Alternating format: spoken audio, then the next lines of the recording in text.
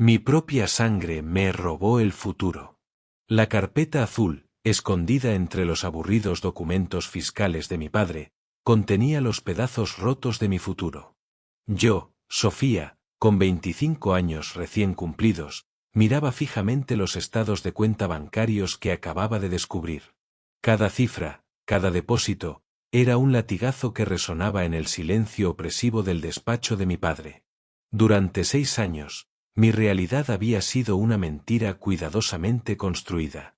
6 años trabajando en empleos que no amaba, en una tienda de ropa en el centro comercial de Valencia, creyendo que era mi único camino posible, mientras mi hermana menor, Valeria, vivía la vida universitaria que a mí me habían negado. La revelación había ocurrido durante una de esas cenas familiares dominicales que mi madre insistía en celebrar como si fuéramos la familia perfecta. Mi padre, Antonio, me había pedido que bajara de su estudio un documento del seguro del coche. Al abrir el archivador, mi nombre, escrito con una caligrafía que reconocí al instante como la de mi abuelo, me llamó desde una carpeta azul celeste. La curiosidad pudo más que el respeto a su privacidad.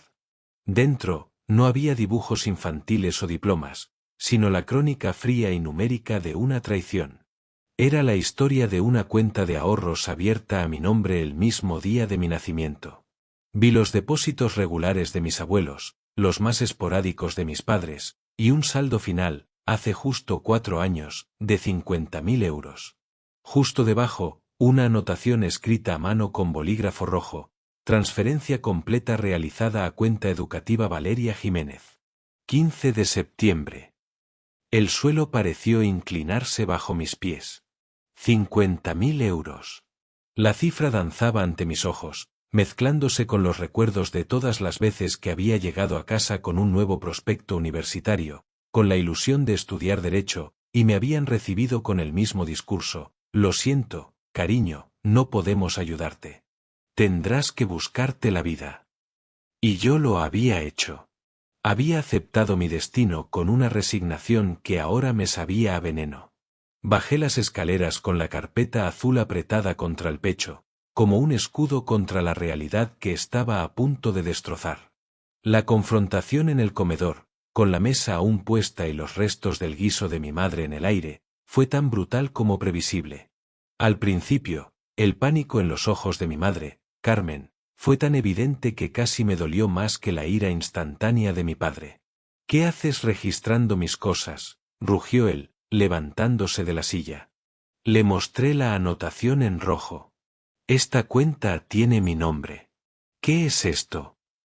Las lágrimas de mi madre empezaron a caer entonces, silenciosas al principio, luego acompañadas de sollozos entrecortados.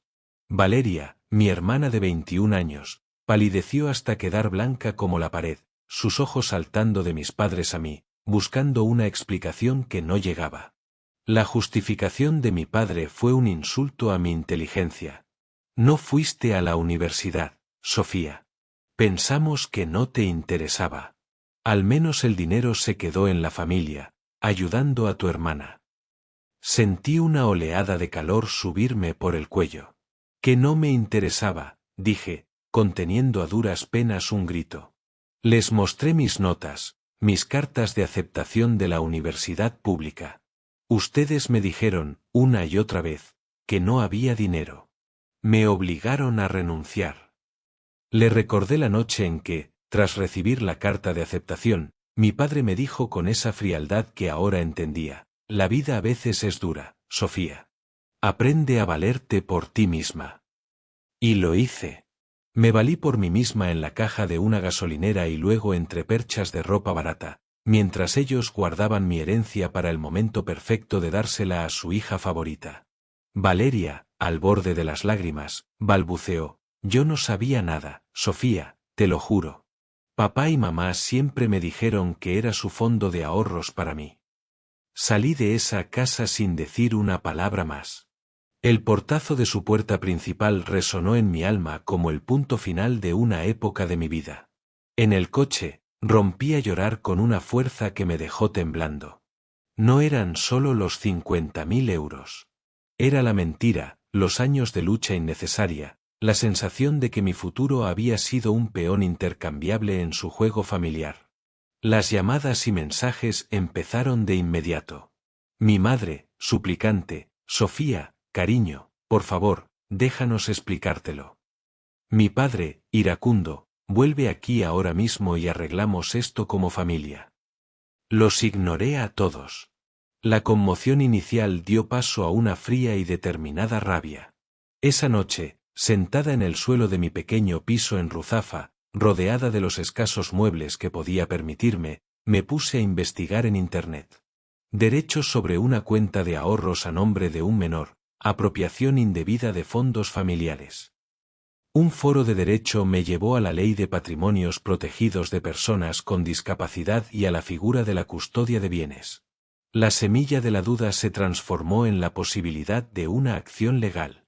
Al día siguiente, con los ojos hinchados y el corazón en un puño, llamé a un bufete de abogados especializado en derecho de familia. La consulta inicial, aunque gratuita, fue un baño de realidad.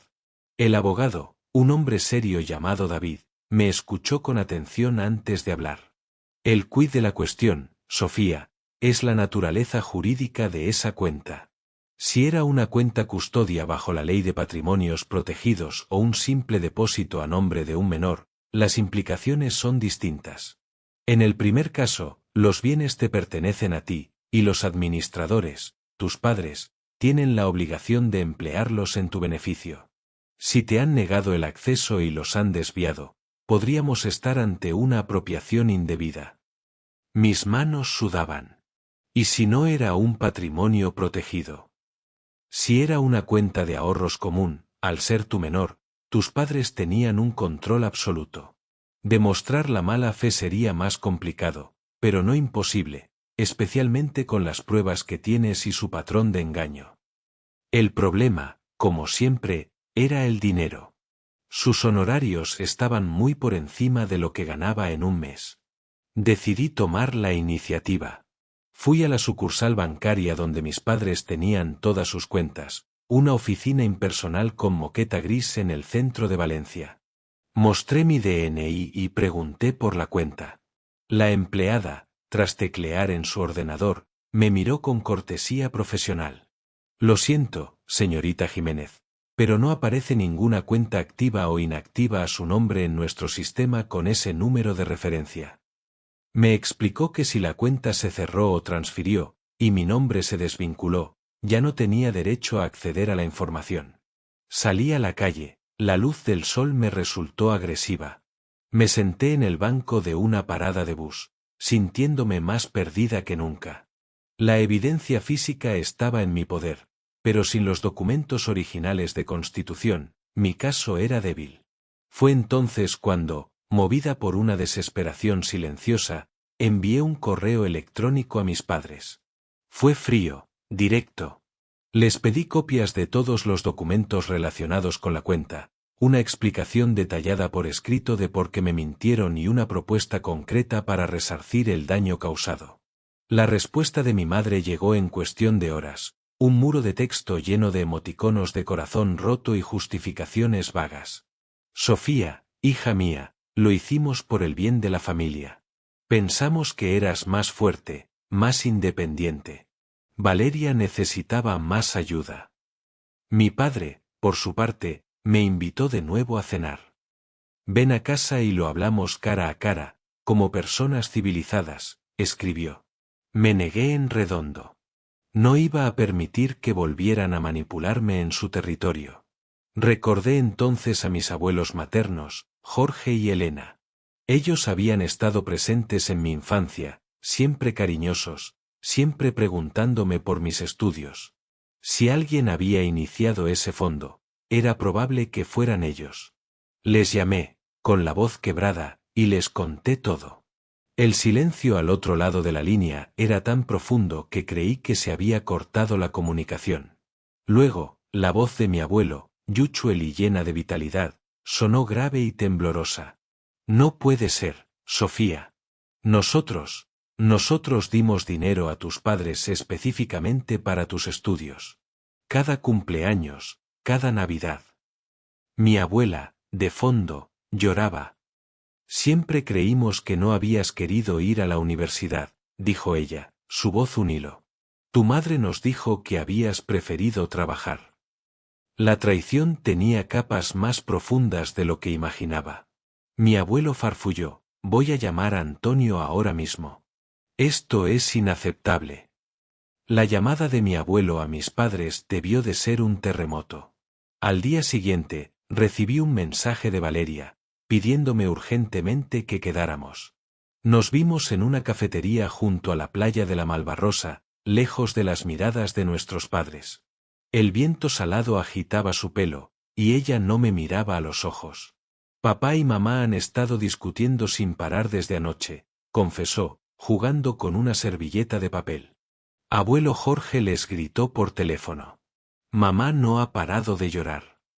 Me miró, y por primera vez vi un destello de la hermana que una vez admiré. Sofía, te juro que no lo sabía. Siempre me dijeron que ellos habían ahorrado para mí desde pequeña. Me siento sucia. Le dije la verdad que había solidificado en mi corazón. No es tu culpa, Valeria. Y no quiero que abandones tus estudios. Esto es entre ellos y yo. Ellos tienen que asumir lo que hicieron. Esa conversación con mi hermana me dio un punto de claridad. Con la promesa de ayuda económica de mis abuelos para los honorarios del abogado, aunque modesta, volví a contactar a David. Esta vez, lo contraté formalmente. Su primera acción fue redactar una carta formal, en un lenguaje jurídico impecable, que envié por correo certificado a mis padres. En ella, se les daba un plazo de 15 días para proporcionar toda la documentación de la cuenta, un desglose pormenorizado de los gastos realizados con el dinero y una propuesta formal de reembolso. La frase en caso de no recibir respuesta, se evaluarán las acciones legales pertinentes quedó grabada a fuego en mi mente. La reacción fue inmediata y violenta. 2 días después de recibir la carta, mi padre apareció en la puerta de mi piso. No había llamado.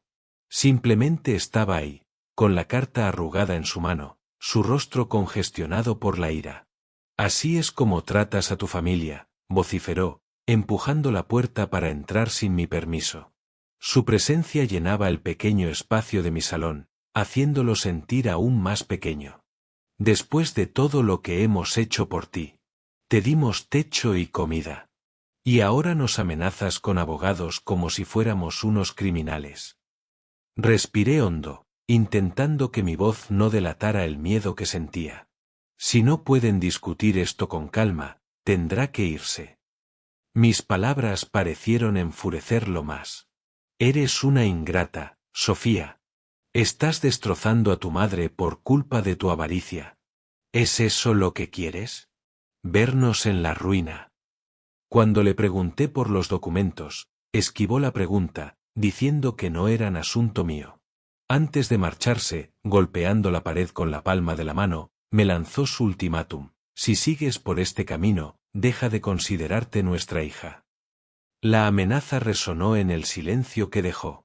Me desplomé en el sofá, temblando. El mensaje era claro: la sumisión o el exilio. Mi madre, fiel a su papel, comenzó una campaña de mensajes de voz llorosos. La familia es lo primero, Sofía, lo primero, el dinero viene y va, no destruyas nuestro hogar. Le respondí con un mensaje de texto, el más difícil que he escrito en mi vida: si la familia fuera lo primero, no me habrían mentido y robado mi oportunidad. Ustedes destruyeron este hogar, no yo. Fue duro, pero necesario. Estaba dibujando un límite que jamás debí tener que dibujar. Poco después, Valeria me confesó, durante una de nuestras conversaciones clandestinas, que había oído a mis padres discutir sobre unos gastos extras que no tenían que ver con sus estudios. Creo que usaron parte del dinero para arreglar el jardín, y para ese viaje a París que hicieron hace 3 años, ¿recuerdas? La rabia se renovó, más intensa. No solo fue para la educación de mi hermana. Fue para su comodidad, para sus caprichos, financiados con mi futuro. Mientras tanto, mi abuelo no se quedó de brazos cruzados. Había estado revisando viejos archivos en su casa de la costa. Me llamó y me pidió que fuera a verlos. Al llegar, su rostro estaba serio. Sobre la mesa del comedor, entre fotos familiares de tiempos más felices, había una carpeta marrón. Es una copia de nuestro testamento, Sofía, dijo mi abuelo, señalando un párrafo subrayado con marcador amarillo. Aquí. Establecimos un fideicomiso para tu educación superior, con un aporte inicial significativo. Tus padres eran los administradores, pero los fondos debían transferirse a tu control exclusivo al cumplir los 18 años, para ser utilizados únicamente en gastos educativos. Las palabras control exclusivo y únicamente brillaban ante mis ojos. ¿Y esto sigue vigente?, pregunté, con un hilo de voz. Sí, afirmó mi abuela, tomándome la mano. Nunca lo cambiamos. Siempre fue para ti. Llevé esos documentos a David. Su expresión cambió por completo. Esto es un game changer, Sofía, dijo, casi sonriendo. Esto no era una simple cuenta de ahorros. Esto era un patrimonio fideicometido con un destino específico. Al no transferírtelo y, peor aún, al desviar los fondos, han incumplido su obligación fiduciaria de la manera más grave. Esto es malversación. Envió una segunda carta legal, esta vez citando específicamente el testamento de mis abuelos y la figura del fideicomiso. La amenaza de demanda ya no era vaga, era concreta, y las consecuencias para mis padres podían ser mucho más severas. El silencio de mis padres tras esta segunda carta fue ensordecedor. Duró casi 10 días, en los que cada llamada al teléfono me hacía saltar. Finalmente, llegó un correo electrónico de mi madre. Ofrecían un acuerdo, 30.000 euros, a pagar en cómodas cuotas mensuales durante 5 años. Rogaban que pusiéramos fin a esta pesadilla. David me aconsejó que lo rechazara. Es una fracción de lo que te deben, Sofía, y no incluye los intereses ni el daño moral. Además, sin los documentos que prueben el desglose real, no sabemos cuánto se gastó realmente en Valeria y cuánto se embolsaron ellos. Es una estrategia para salir baratos. La presión aumentaba. Valeria, atrapada en el fuego cruzado y sintiendo la carga de una culpa que no le pertenecía, me llamó una noche, histérica. Voy a dejar la carrera, Sofía. Voy a buscar un trabajo y te devolveré cada céntimo, lo prometo. No soporto ver a mamá así, ni las peleas. Le hablé con una firmeza que me sorprendió a mí misma. Valeria, escúchame bien. No vas a dejar tus estudios. Esto no es tu cruz que llevar. Es de ellos. Ellos crearon este desastre y ellos tienen que solucionarlo. No permitas que su error arruine también tu futuro. Ella rompió a llorar al otro lado del teléfono, pero eran lágrimas de alivio.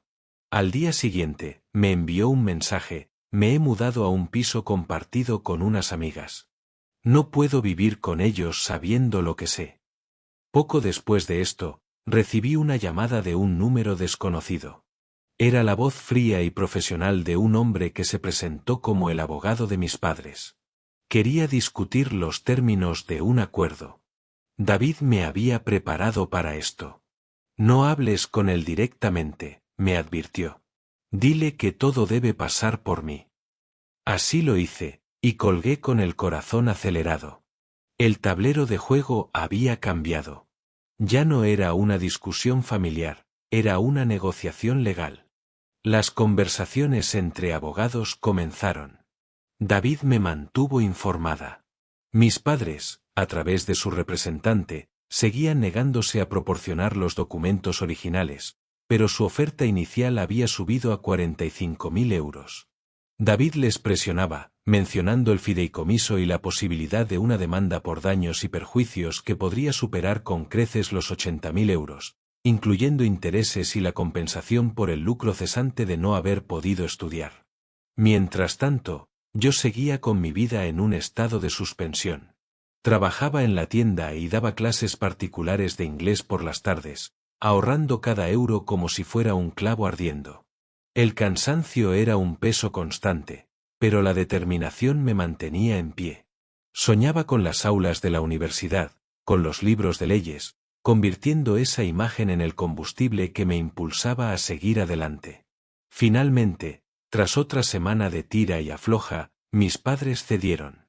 Proporcionaron a su abogado una serie de documentos escaneados, que éste, a regañadientes, compartió con el mío. Fue al revisar estos papeles, sentada frente a David en su despacho, cuando comprendí la verdadera profundidad de su engaño. No solo habían transferido el dinero. Para poder mantener el control del fideicomiso después de que yo cumpliera la mayoría de edad, habían presentado ante el banco un certificado médico falso.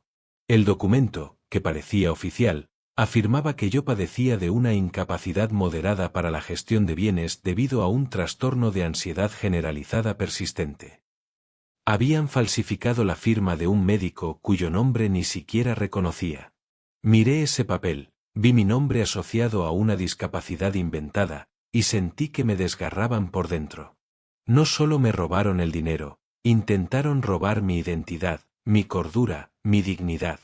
Pintaron una imagen de mí como una persona incompetente, débil, para justificar su robo.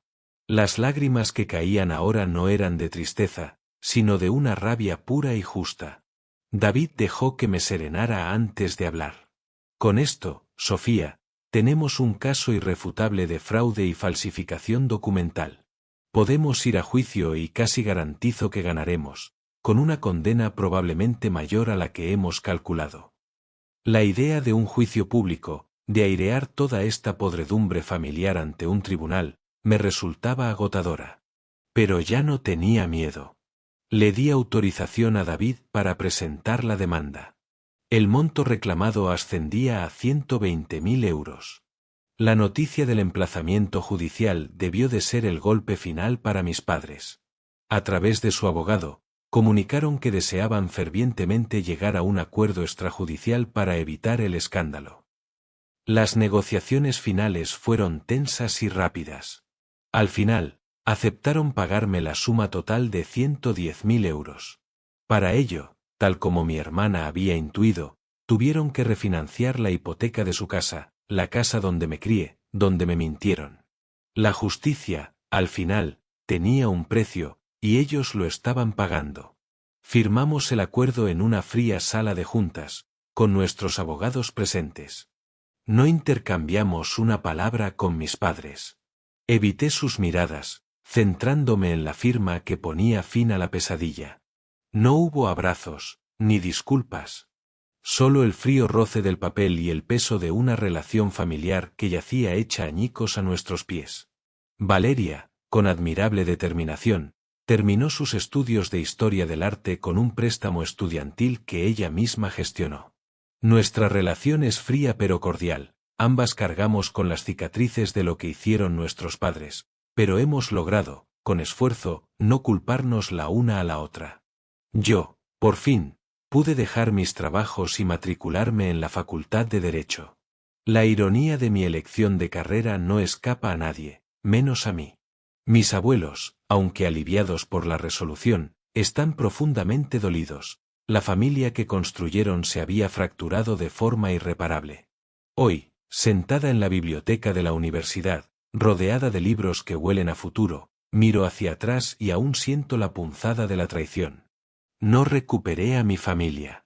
Ese barco zozobró hace años, hundido por el peso de sus propias mentiras. Pero recuperé mi futuro.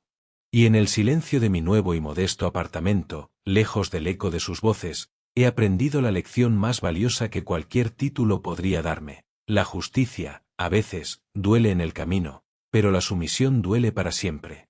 Mi historia no termina con un y vivieron felices para siempre, sino con un y al fin, pudo vivir su vida. Y, al menos por ahora, eso es suficiente.